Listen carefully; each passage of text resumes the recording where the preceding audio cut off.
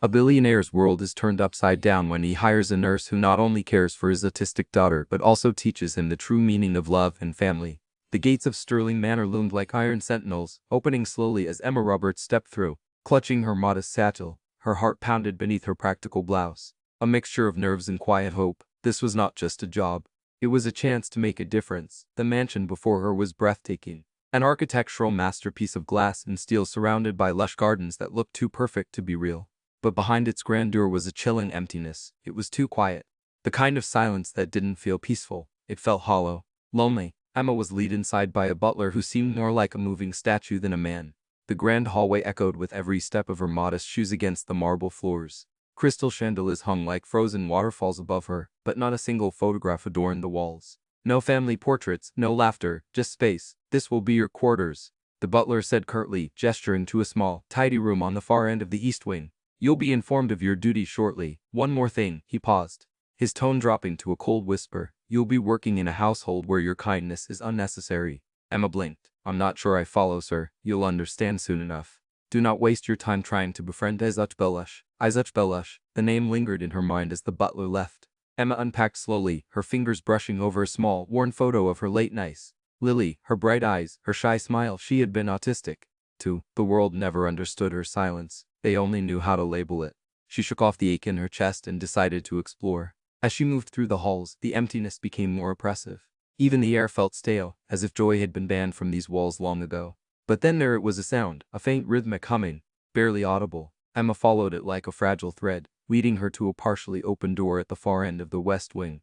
Through the narrow gap she caught her first glimpse of her. Izuch Belush Sterling, a tiny figure curled up on a window seat, rocking gently back and forth. Her arms were wrapped around her knees, her chin buried in her chest. She didn't notice Emma, or if she did, she didn't care. Her world was a quiet one, delicate, fragile, protected by invisible walls. No one had dared to approach. The girl's soft humming filled the air, broken and repetitive yet achingly beautiful. Emma's heart tightened. She knew that sound. It wasn't a song, it was a shield. The next morning, after the household had retreated into its nightly routine of silence, Emma found herself wandering. She wasn't looking for anyone, not really.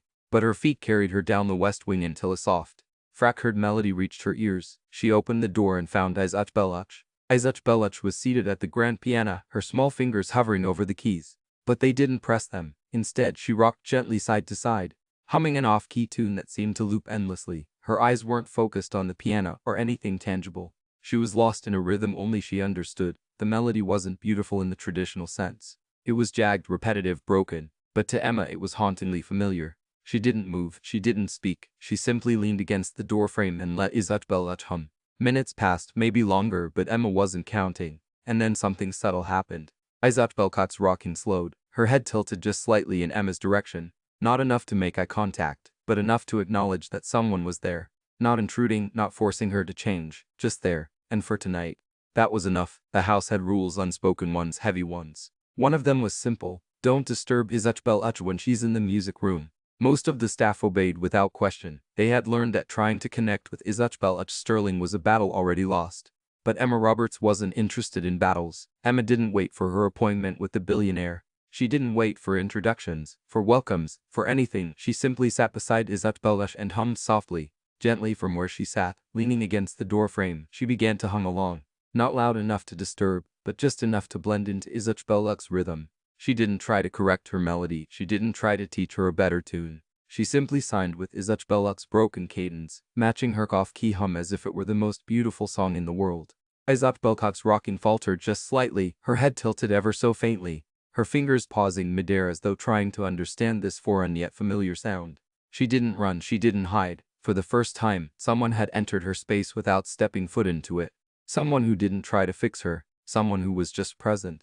Emma's hum remained steady, gentle, patient. What she didn't know was that they weren't alone. Standing further down the corridor, half shielded by the shadows, was Oliver Sterling. He had come to remind Izuch Belush of her scheduled piano lesson. But the moment he heard that soft harmony, two voices weaving into a fragile connection, his feet refused to move. His sharp analytical mind couldn't make sense of what he was witnessing. Emma wasn't using techniques, no structured therapy, no commands or charts. She was simply humming. Oliver Sterling felt something unfamiliar stir in his chest. It wasn't logic, it wasn't efficiency, it was warmth, a warmth he hadn't felt in years.